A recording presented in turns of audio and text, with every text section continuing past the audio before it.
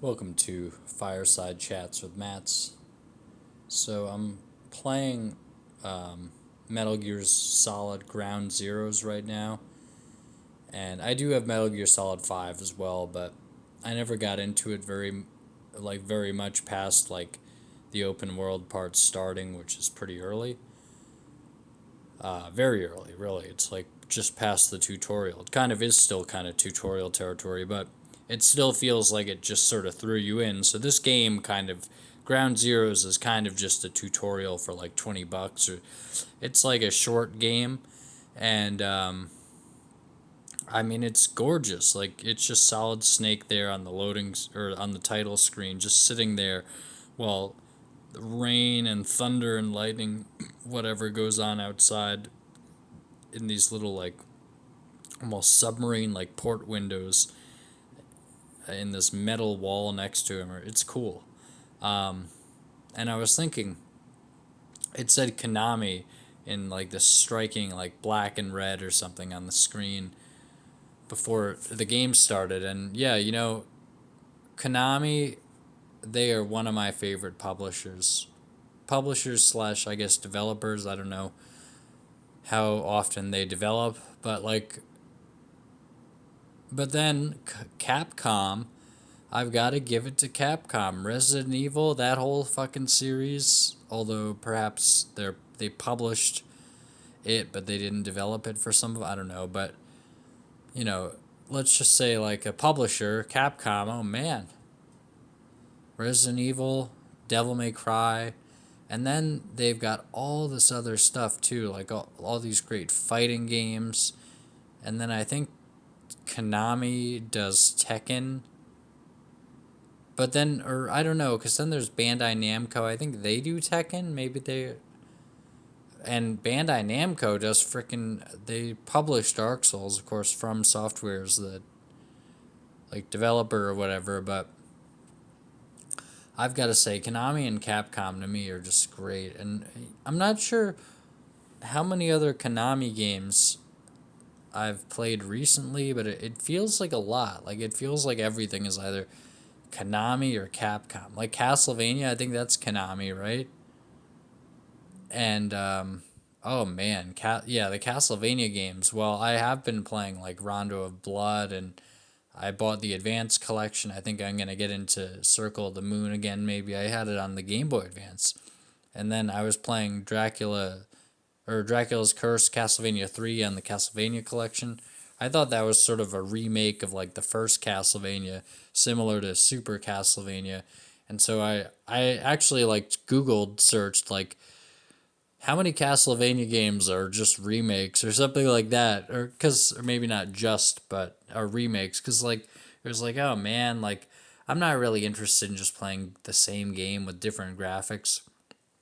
And I saw people online say, no, Super Castlevania 4 is not a remake at all. It's the levels are totally different. And it's like, have you ever played like the first level and compared it to the first level of just what I played of the NES game on my Castlevania Anniversary Collection, which I got for like fucking $3.99 or something?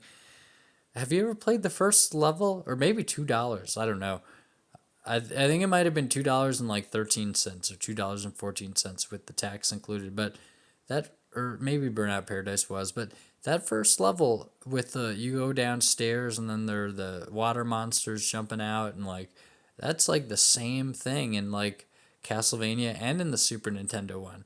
It's like it's the same fucking setup for the level and it's like it's similar rooms otherwise like oh no, it's totally different. It's like hopefully most of it is different because I'd love to go back and play the NES game and feel like it's a new experience from having beaten the Super Nintendo game. But I don't know. But oh man, Konami is so good. I mean, I love those game publishers. They are so good. And then I think even like South Park Stick of Truth, it wasn't that Konami or I'm not even sure, but oh man. But anyway, yeah, so but then of course Nintendo. You can't deny Nintendo. Nintendo is you might say, "Oh, Naughty Dog" or "Oh, Bethesda." It's like Nintendo dwarfs most other publishers. And then of course you have like Squaresoft slash Square Enix or whatever, and then I guess Enix on the other side of that. But like, um, Nintendo is like most of those other ones have like couple of big name like iconic series, maybe more than that going back, but like a couple of like really active maybe iconic series at a time, and or are generally known for like a couple of genres. But Nintendo like covers basically all genres and has like just like so many, just a revolving door of all these different great series. Metroid, Star Fox, Mario, Zelda, Kirby, Earthbound, Pokemon, and then you have some of the and Wario series. I think Luigi has some of his own games. Yoshi has some of fucking Yoshi's own games. I think I probably Kid Icarus. That's different. Fire Emblem. I think that's technically Nintendo. If you want to go that far, Advance Wars and Donkey Kong and Nintendo is just full of a punch out. Nintendo just has so many iconic series with so many iconic games within each series. Like Nintendo truly is like the Wu-Tang Clan of like fucking video game publishers. It's just like, you've got the Wu-Tang albums, and then you got Raekwon with a bunch of albums. Then you got Ghostface with a bunch of albums. Then you've got Method Man's albums and GZA's albums and RZA's stuff and Old Dirty Bastard stuff. And if you want to check out Inspected Deck and, on and on. Need I mention the other ones? Need I go as far as Capadonna? Capadonna. That's not a joke. I mean, that's not like me trying to make like some cop joke or something. Capadonna. It was more of a funny pronunciation of mine, but